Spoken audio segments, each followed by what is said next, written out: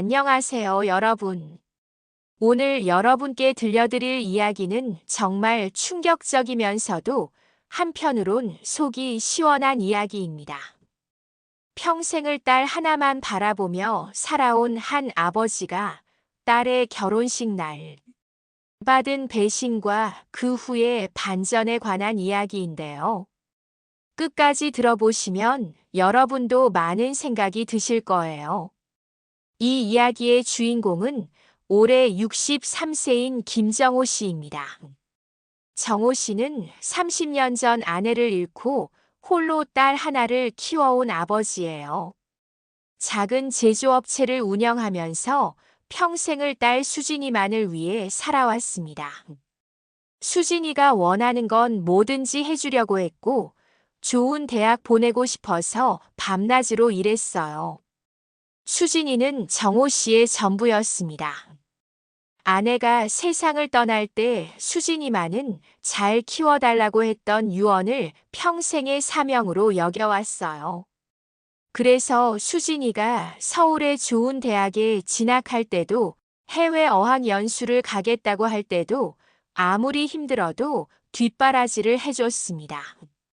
수진이는 대학 졸업 후 대기업에 취직했고 그곳에서 만난 동료와 결혼하게 되었어요. 상대방은 서울의 부유한 집안 아들이었습니다. 정호 씨는 딸이 좋은 사람을 만나 행복하게 살 수 있다는 것에 정말 기뻤어요. 결혼 준비 과정에서 정호 씨는 최선을 다했습니다. 작은 회사를 운영하는 형편에 결혼 비용이 부담스러웠지만 딸의 평생 한 번뿐인 결혼식이니까 아낌없이 지원했어요. 예식장 비용, 신혼집 마련비까지 거의 전 재산을 쏟아부었습니다. 그런데 결혼 준비가 진행될수록 뭔가 이상한 일들이 벌어지기 시작했어요. 수진이가 정호 씨에게 점점 차갑게 대하기 시작한 거예요. 예전처럼 아빠라고 다정하게 부르던 수진이가 어느새 아버지라고 거리를 두며 부르더니 나중에는 통화할 때도 짜증 섞인 목소리로 대답하곤 했어요. 정호 씨는 딸이 결혼 준비 때문에 스트레스를 받는 거라고 생각했습니다. 그래서 더욱 조심스럽게 딸에게 부담 주지 않으려고 노력했어요. 하지만 수진이의 태도는 갈수록 심해져만 갔습니다. 결혼식 한 달 전 수진이는 정호 씨를 따로 불러서 이렇게 말했어요. 아버지, 결혼식 때 너무 촌스럽게 입지 마세요. 사돈분들이 보시잖아요. 그 말에 정호 씨는 가슴이 찔렸지만 딸을 위해서라면 얼마든지 참을 수 있다고 생각했습니다. 결혼식 당일이 되었어요. 정호 씨는 새 정장을 맞춰 입고 딸의 인생에서 가장 중요한 날을 축하하러 갔습니다. 그런데 예식장에서 정호 씨를 기다리고 있던 건 상상도 못했던 충격이었어요. 수진이는 사돈들과 함께 있다가 정호 씨를 보더니 얼굴을 찌푸렸습니다. 그리고는 사돈 어른들이 듣는 자리에서 이렇게 말했어요. 아버지, 왜 그런 옷을 입고 오셨어요? 제가 분명히 말씀드렸잖아요. 정호 씨는 당황했습니다. 새로 맞춘 정장이 그렇게 이상해 보이나 싶어서 두리번거렸는데 사돈 어른들의 시선이 모두 자신에게 집중되어 있었어요. 어색한 분위기가 흐르는 가운데 수진이는 더욱 심한 말을 했습니다. 정말 이런 중요한 날에 왜 이러세요? 사돈분들한테 뭐라고 말씀드려야 할지 모르겠어요. 그 순간 정호 씨는 온몸이 얼어붙는 것 같았어요.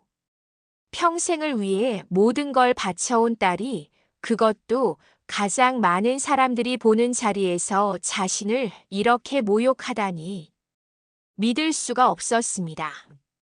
사돈 어른들도 뭔가 어색한 분위기를 느꼈는지 괜찮다 멋지게 입으셨다며 상황을 무마하려고 했지만 이미 엎질러진 물이었어요. 정호 씨는 그날 결혼식 내내 구석진 자리에 앉아서 딸의 행복한 모습을 바라보면서도 가슴 한쪽이 무너져 내리는 것 같았습니다. 결혼식이 끝나고 며칠 후 정호 씨는 우연히 충격적인 대화를 듣게 되었어요. 수진이가 새 남편과 통화하는 걸 들었는데 그 내용이 정말 믿기 어려운 것이었습니다. 여보, 우리 아버지 좀 어떻게 해야 할 것 같지 않아? 계속 이렇게 나타나서 우리한테 의존하려고 하면 곤란한데. 그러게 말이야. 회사도 그렇게 작은데 앞으로 우리가 도와달라고 할까봐 걱정이야. 그리고 우리 아이들 생기면 할아버지라고 자꾸 들러붙을 텐데 그것도 좀. 정호 씨는 귀를 의심했습니다. 자신이 딸에게 의존한 적이 있나요? 오히려 딸의 결혼 비용까지 전부 대주고도 부족해서 미안해했는데 딸은 자신을 부담스러운 존재로 여기고 있었던 거예요. 더 충격적인 건 그 다음 대화였어요. 사위가 이렇게 말했습니다. 아버님 회사 부지가 꽤 좋던데 나중에 그것만이라도 우리가 물려받으면 괜찮을 것 같아. 맞아, 아버지도 나이가 많으시니까 언젠가는 정리하실 텐데 그때 우리한테 넘기시겠지. 정호 씨는 그제서야 모든 걸 깨달았습니다. 딸과 사위는 자신을 짐으로 여기고 있었고 동시에 자신의 재산은 탐내고 있었던 거예요. 결혼식에서 자신을 모욕한 것도 사돈들에게 우리는 저런 아버지와는 다르다는 걸 보여주려던 거였을 거예요. 그날 밤 정호 씨는 한숨도 자지 못했습니다. 30년간 딸만을 위해 살아온 자신의 인생이 한순간에 무너져 내리는 것 같았어요. 딸에게 배신당했다는 사실보다도 자신이 그동안 착각하며 살아왔다는 게 더 큰 충격이었습니다. 며칠을 고민하던 정호 씨는 아내의 유품을 정리하다가 뜻밖의 것을 발견했어요. 아내가 병원에서 마지막으로 쓴 편지였는데 정호 씨 앞으로 쓴 것이었습니다. 편지에는 이런 내용이 적혀 있었어요. 여보, 제가 떠나고 나면 수진이를 잘 키워주세요. 하지만 너무 모든 걸 다 해주지는 마세요. 아이가 자립할 수 있도록 적당한 선에서 도와주시고 당신 자신의 인생도 소중히 여기세요. 저는 당신이 행복했으면 좋겠어요. 아내는 벌써 그때부터 걱정하고 있었던 거예요. 자신이 수진이에게만 매달려서 아이를 버려놓을까봐, 그리고 자신의 인생을 포기할까봐 말이에요. 편지를 읽고 나서 정호 씨의 마음이 조금씩 정리되기 시작했습니다. 그리고 며칠 후 결심을 굳혔어요. 더 이상 딸의 눈치를 보며 살지 않기로 한 거예요. 정호 씨는 조용히 준비를 시작했습니다. 먼저 변호사를 만나서 자신의 재산과 회사에 대한 법적 정리를 했어요. 그리고 딸과 사위가 자신의 재산을 노린다는 증거들을 차근차근 모으기 시작했습니다. 몇 주 후 수진이와 사위가 정호 씨를 찾아왔어요. 예상했던 대로였습니다. 그들은 정호 씨에게 아버지 혼자 사시기 힘드시죠? 저희가 모셔드릴게요라면서 접근했어요. 물론 그 뒤에는 회사 일도 저희가 도와드릴게요라는 말이 따라왔습니다. 정호 씨는 차분하게 대답했어요. 고맙지만 괜찮다. 나는 아직 혼자서도 충분히 잘 살 수 있어. 수진이가 조금 당황하며 말했습니다. 아버지, 그래도 저희가 걱정되잖아요. 나중에 편찮으시거나 하면 어떻게 해요? 그런 걱정은 하지 마라. 내가 알아서 할 일이니까. 그런데 며칠 후부터 수진이와 사위의 태도가 달라지기 시작했어요. 처음에는 다정하게 설득하려던 것이 점점 강압적으로 변했습니다. 아버지, 이제 연세도 많으시고 혼자 계시기 힘드실 텐데 저희 말 좀 들으세요. 회사 일도 이제 정리하실 때가 된 것 같아요. 저희가 도와드릴게요. 정호 씨가 계속 거절하자 결국 본색을 드러내기 시작했어요. 수진이가 화를 내며 말했습니다. 아버지, 왜 이렇게 고집을 부리세요? 저희가 나쁜 일을 하자는 게 아니잖아요. 그냥 가족끼리 서로 도우며 사는 거죠. 수진아, 너희들이 정말 가족이라고 생각하고 있느냐? 정호 씨의 말에 수진이가 당황했어요. 무슨 말씀이세요? 너희들이 내 뒤에서 한 말들 다 들었다. 내가 너희한테 짐이라고 했지. 그리고 내 재산은 언젠가 너희들이 물려받을 거라고도 했고. 수진이와 사위의 얼굴이 하얘졌어요. 들켰다는 걸 깨달은 거죠. 아, 아버지. 그건 변명하지 마라. 이미 다 알고 있어. 너희들이 결혼식 날 나를 모욕한 것도 그 뒤로 나를 어떻게 생각하고 있었는지도 그 순간부터 수진이와 사위의 태도가 완전히 바뀌었어요. 더 이상 위선적인 모습을 보이지 않고 본심을 드러내기 시작했습니다. 사위가 건방지게 말했어요. 그럼 어쩌실 건가요? 결국 나중에는 저희한테 의존하게 될 텐데. 의존? 내가 언제 너희한테 의존했느냐? 아니, 그래도 아버님 혼자서 뭘 어떻게 하시겠어요? 나이도 많으신데. 정호 씨는 더 이상 참을 수 없었습니다. 그럼 내가 어떻게 살든 너희들은 상관하지 마라. 대신 내 재산에 대한 기대도 하지 마라. 이 말에 수진이가 발끈했어요. 아버지, 그게 무슨 말씀이세요? 저는 아버지의 딸인데 당연히. 당연히. 뭐가 당연하냐? 너는 이미 내 딸이 아니라고 생각하고 있었잖아. 며칠 후 정호 씨는 자신의 계획을 실행에 옮겼습니다. 회사와 모든 재산을 사회복지재단에 기부하기로 한 거예요. 자신이 죽은 후에도 딸과 사위가 재산을 가져갈 수 없도록 완벽하게 법적 조치를 취했습니다. 소식을 들은 수진이와 사위가 발광했어요. 그들은 정호 씨에게 달려와서 소리를 질렀습니다. 아버지, 정신이 나가셨어요. 왜 남한테 주세요? 그건 저희 거잖아요. 너희 것. 언제부터 내 재산이 너희 것이었느냐? 아버지가 돌아가시면 당연히 저희가 물려받는 거죠. 그런 법은 없다. 내 재산은 내가 원하는 대로 처분할 수 있어. 수진이가 울면서 매달렸어요. 아버지, 제발요. 저 때문에 화나신 건 알겠지만 이렇게까지 하시면 안 되잖아요. 너 때문에 화난 게 아니야. 너희들의 본 모습을 보고 실망한 거지. 사위가 위협적으로 말했어요.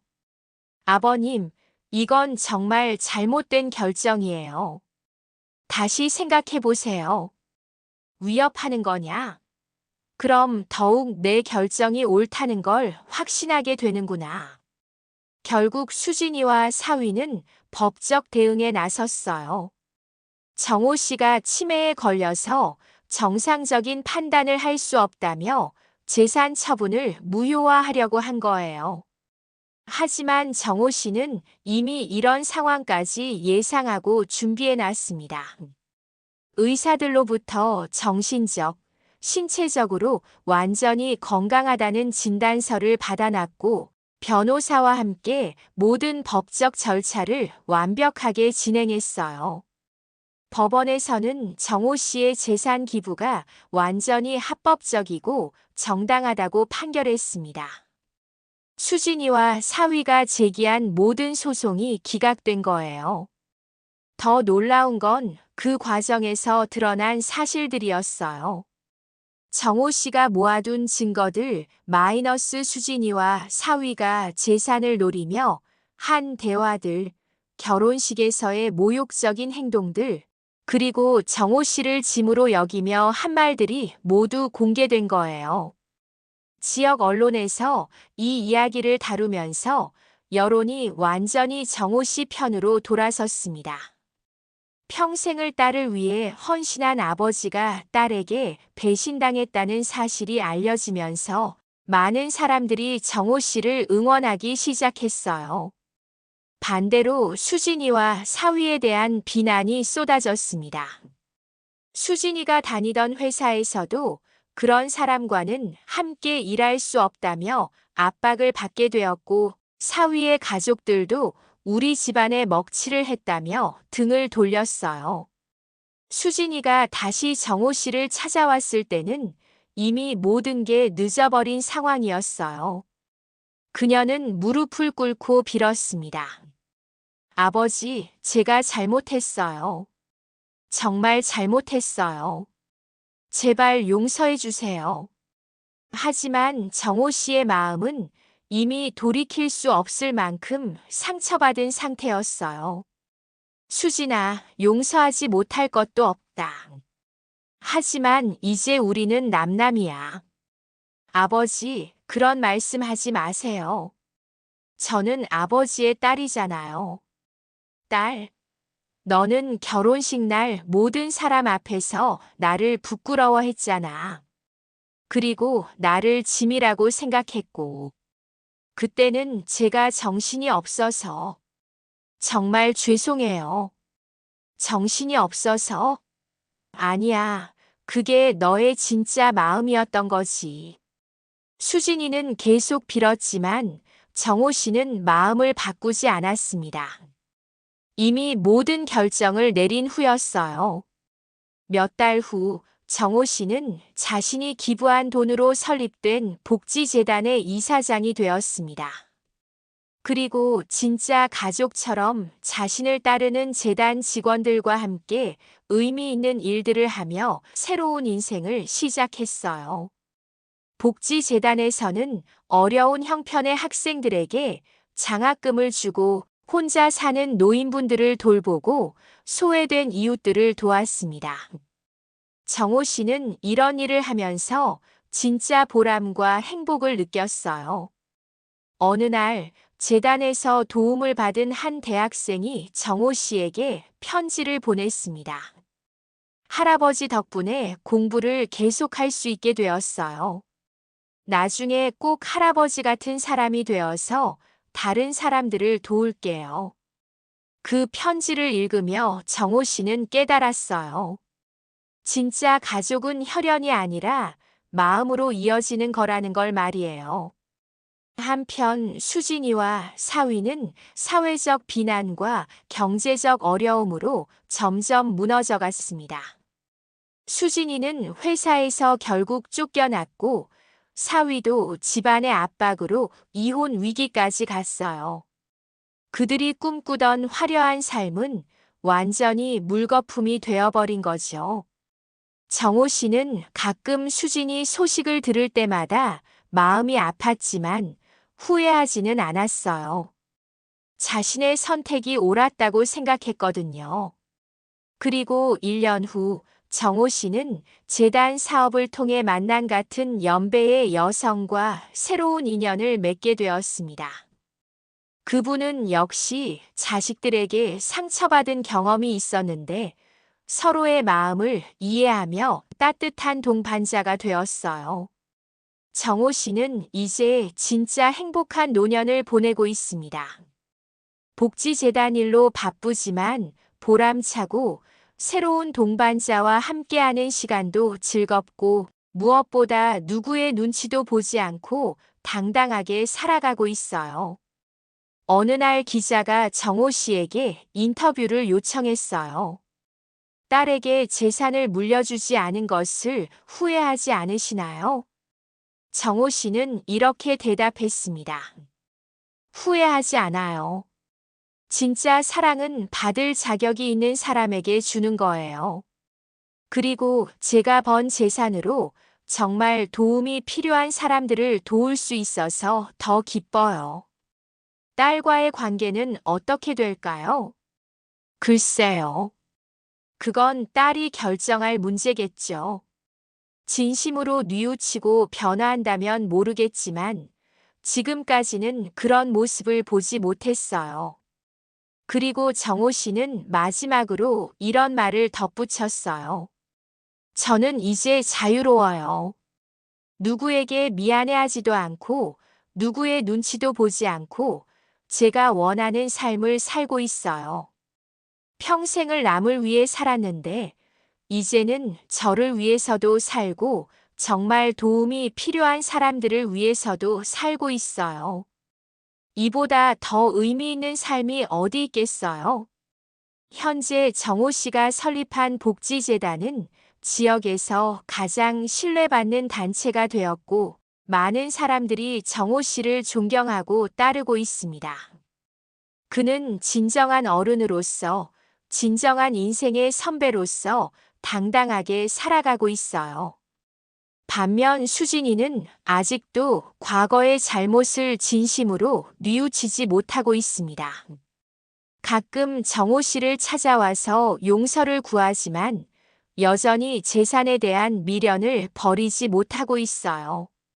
여러분은 이 이야기를 어떻게 보시나요? 정호 씨의 선택이 옳았다고 생각하시나요? 아니면 너무 냉정했다고 생각하시나요? 저는 정호 씨의 선택이 용기 있는 결정이었다고 생각해요. 가족이라는 이름으로 받는 상처가 때로는 남보다 더 깊을 수 있거든요.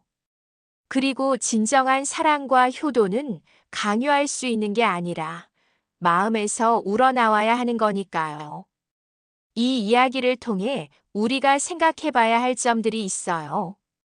가족이라는 이유만으로 모든 걸 참고 희생해야 하는 건 아니라는 것, 그리고 진짜 소중한 건 혈연 관계가 아니라 서로를 존중하고 사랑하는 마음이라는 것 말이에요. 부모는 자식을 위해 희생하는 게 당연하다고 생각하는 사람들이 많아요. 하지만 그 희생이 당연하게 여겨지고 심지어 무시받는다면 그건 더 이상 사랑이 아니라 착취가 되는 거예요. 정호 씨처럼 용기 있게 자신의 인생을 찾아간 분들이 있기 때문에 우리 사회가 조금씩 변화하고 있는 것 같아요.